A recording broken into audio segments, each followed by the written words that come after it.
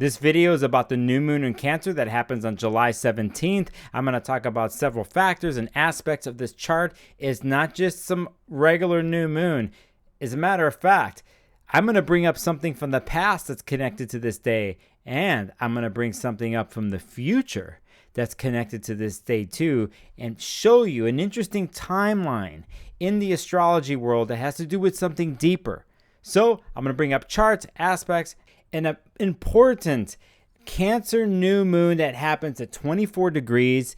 And it's an interesting degree that we should remember. As a matter of fact, Cancer is a cardinal sign. There's 4 cardinal signs in the zodiac, and they start each season. Aries starts spring, Cancer starts summer, fall starts Libra, Libra starts fall, and winter is Capricorn. These signs in 4 different elements, 4 different seasons, are cardinal. And what that means is they're initiating signs. They take action signs. They start something, just like they start the seasons. So this new moon at 24 degrees Cancer is a beginning of something, a start of something, almost a seed planting moment, especially when we deal with any type of lunation that happens in the sign of Cancer, whether it's a new moon or something like a full moon that usually happens in the winter time. So let's pull up a chart.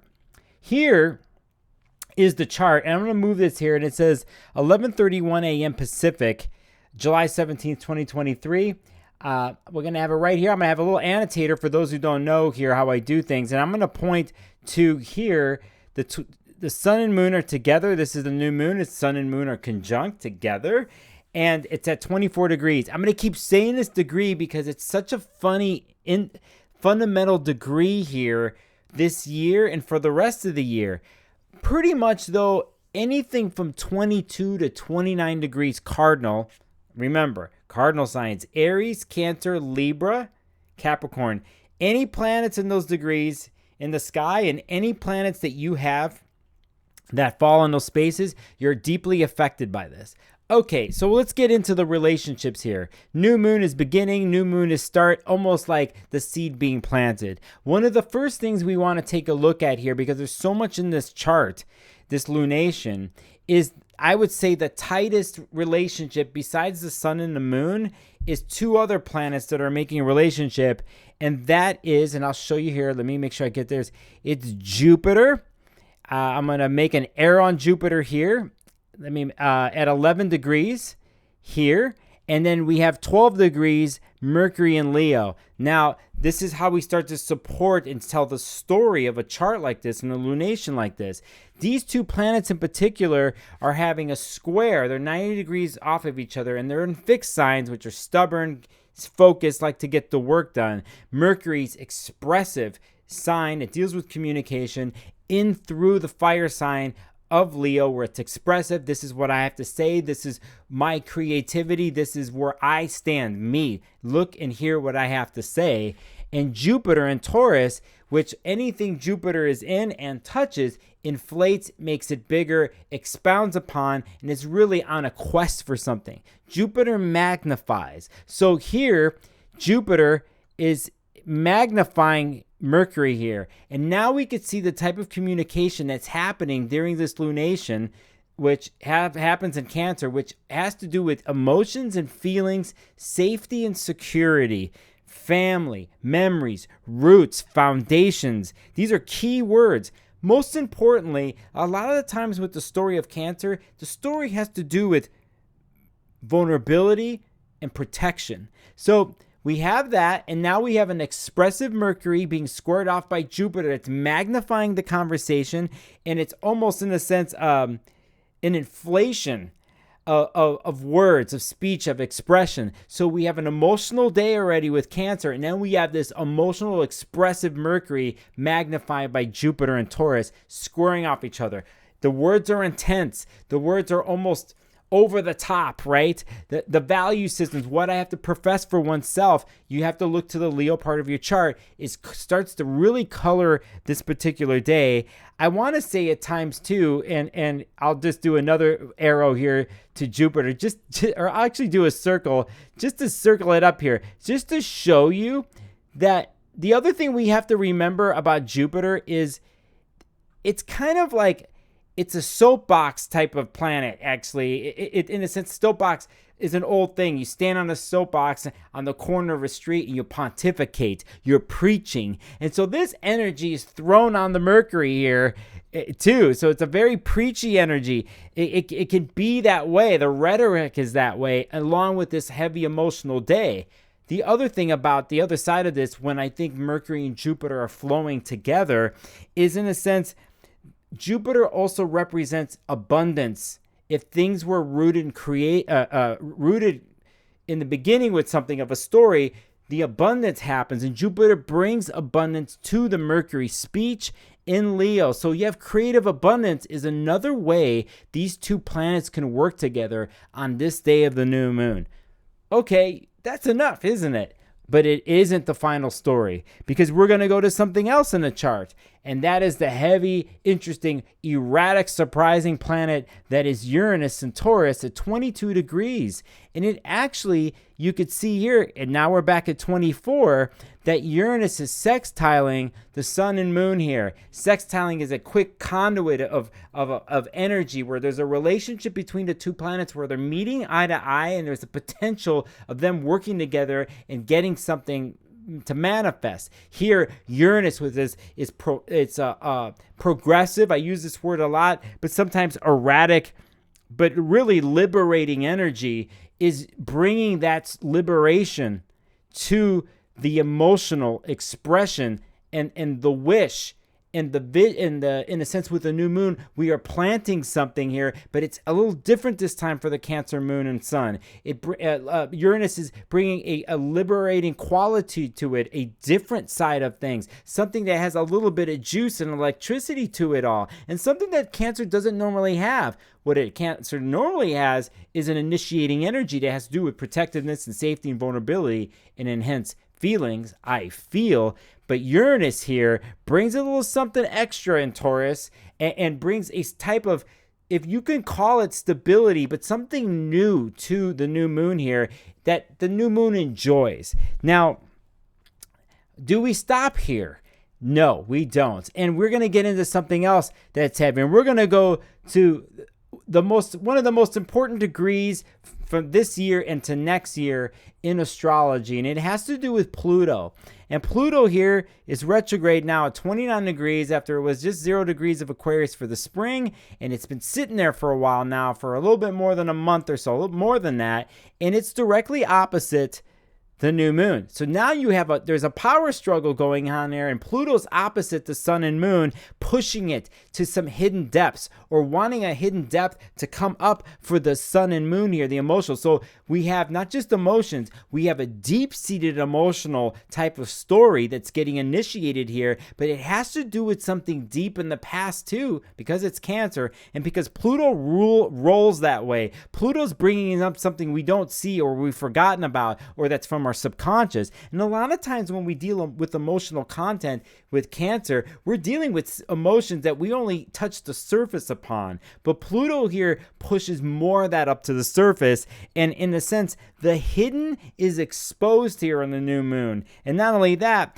there's an intensity that Pluto brings, and the unknown is brought up to the surface and, in a sense, unearthed. So you have this going on here on this lunation, but we're not done, are we? Because I never talk about alternative aspects here in the chart. I usually use like the main Ptolemaic aspects, like 5 of them, but I cannot help but look at this here, look at what else Pluto's doing in a chart. And what it's doing is quincunxing. They call it a quincunx, or an inconjunct, and I'll show you here. Pluto is making an inconjunct to Venus at 28 degrees Leo here, and I'll use blue here to point this out. 28 degrees. Here's Pluto and I. They're not seeing eye to eye. Venus is involved in Leo in this story at 28 degrees, and 28 degrees is a fundamental degree for the Venus and Leo story, because it is going to stop and go retrograde later in the week at this degree. And so Pluto here is also hitting Venus in this story. And it's part of the coloring in the backdrop. And it's a setup for what happens later on in the week. But not only that, we have Neptune involved in this one too. I don't want to forget about this. I never bring up inconjuncts or quincunxes. And basically what it is a quincunx or an inconjunct is, and let me just go to my face here to the main thing. If I am looking, and I've done this on my video before, if I am looking at you eye to eye, we are 180 degrees away from each other. So we're seeing each other, and there's going to be a clash, and that's an opposition, okay? But an inconjunct is you're trying to look at me, but what you're really trying to catch is the owl, and you're kind of missing me. We're not really seeing eye to eye. So really the owl is here, and we're trying to look at each other, and we're getting cross-eyed. We're not meeting 180 degrees. You're coming at me, and you're missing me, and I'm missing you. So that's an inconjunct. So they're not seeing each other, and Pluto's affecting the Venus, and they're not connecting. There's something off about it all. And so Pluto is doing that to Venus, but not only that, Neptune is doing the same. And so let me bring in Neptune here at 27 degrees here. See how these degrees that I'm talking about? And here is Venus at 28, and they're not meeting eye to eye, but they're affecting each other, as in this something is off. So Pluto's doing that to Venus. Neptune is doing it to Venus. Another part of this new moon. Now, I'm going to stop here because I actually going to backtrack, and I'm going to say something here because the moon that day before the actual event that happens at 11:30, I'm going to run down something with my speech here really quick. Okay, so basically that day early in the morning before this actually mathematically happens, the moon squares Chiron at 1:35 a.m. Then the next aspect the moon does, it sextiles Uranus at 6:21 a.m. This is the moon in Cancer. And then at 11:31, we have the new moon happen, okay? But then at 12:59 p.m., we have something amazing and interesting happening here, and it's an end of a story, pretty much 99% end of a story. And right after the new moon happens, the moon's nodes, the north node and the south node that have been in north node in Taurus and the south node in Scorpio for the more than a year and a half now, switch and leave those signs, and it goes into the sign. North node goes into Aries and Libra south node. And I'll point that out to you here. Here you see 0 degrees, right? That's where it was. But an hour later, and let's see if I can make this happen. I wasn't planning on doing this way, but let's do it. It's going to bust out another chart. Here's an hour later. I'll do one more here. And officially at 12:59, this happens. You could see here now that the south node in Aries is right here at 29 degrees. It is now in there, and it's in the sign of Aries for the next year and a half. It's not going back into Scorpio. Same thing with the north node in Aries. So this is the new moon. This is part of the new moon. There is initiatory energy that is first with new moon in a cardinal sign, and then you have a nodal shift that happens. There's one more eclipse later on this year in October, or later this year. There's a couple eclipses in the fall, but one more eclipse that's going to happen at 5 degrees Taurus that will almost officially end a year and a half eclipse story. But the nodes themselves are now entering Libra and Aries. And so here you have it's half a day. You have multiple aspects happening, the moon connecting to many different planets, and then you have the major nodal shift that's happening here at 29 degrees. But wait a second. 29 degrees.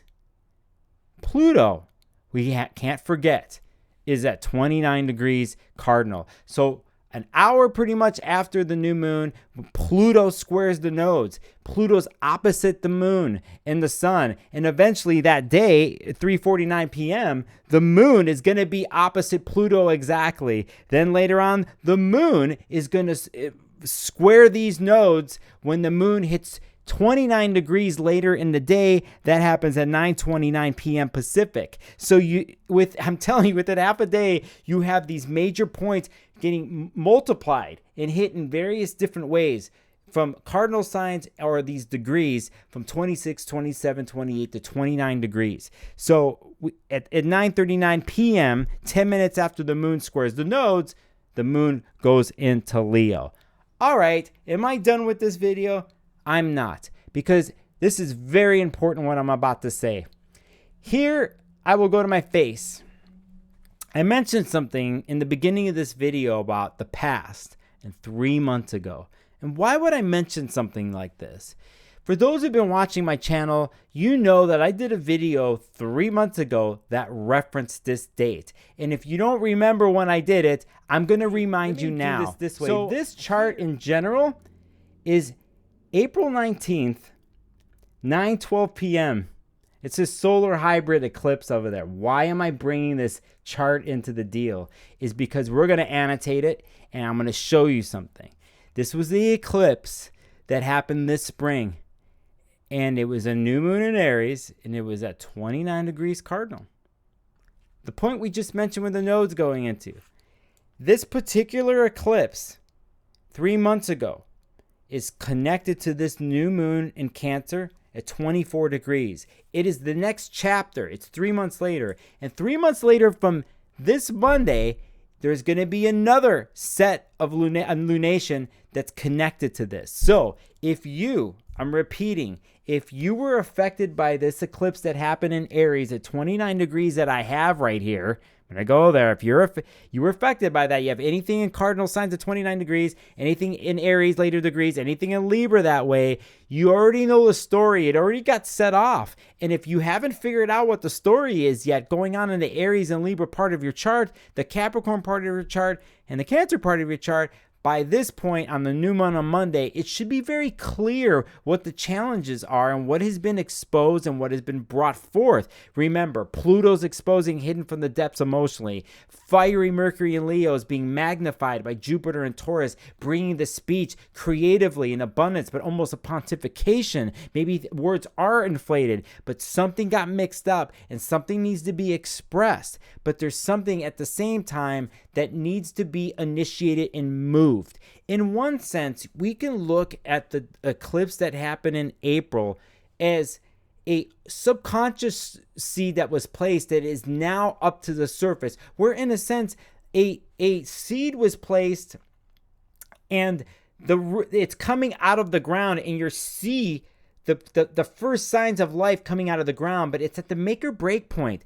It's at the point of like, this might not survive, this new seed might not survive, or it needs to be tended to and watered so it can keep going. So that is the critical part of this. If I connect the eclipse that happens here on the 29th, or at 29 degrees Aries, that was April 9th, 2023, to the new moon basically that is happening, and I'll bring back the charts that happens here at 24 degrees. Cancer, cardinal sign. Now, do I take it to another level? I could, but basically when we get, and I'll do it, because if some of you are going to last this long, you're not going to regret it, because really this is a deeper type of lunation that goes into the year. And I'm going to put this chart up. And this is actually a chart that is April 14th, 2023. This is a new moon that happens in Libra at 21 degrees, and I'll point that out. You see what's happening here with the cardinal signs? So it's at 21 degrees. I'll go blue right there. Okay? There it is. Let's take a look at the nodes that are now in Libra in Aries. 24 degrees. The degree that this new moon in Cancer is happening here on July 17th. This eclipse connected to the 29 degrees Aries eclipse in April that I just showed you. Okay? Mars at this point is in Scorpio. We're looking to Venus in Virgo. And not only that, let's throw another curveball at you, because it's so information. My brain was popping off when I did this. I'm going to show you a week before this October 14th, just because of something I found that's fascinating, is here. So let me find this, and actually I think I have a chart here. This in particular is October 11th. Okay, so this is before what I just showed you, the eclipse that's going to happen in Libra. Okay, why am I looking at this? and I'll annotate and I'll tell you why. Because if you're looking here, you see a 2-degree Venus in Virgo here, pretty much opposite a Saturn in Pisces. This week coming up, we have a Mars-Saturn opposition. Mars in Virgo opposing Saturn in Pisces. When we get towards the next eclipse, that big one here in October, Venus is now going to oppose Saturn. But we're going to go look to Mars in the chart, and it's at 29 degrees cardinal, where the nodes will be starting on Monday, the new moon in Cancer at 29 degrees Aries and 29 degrees Libra.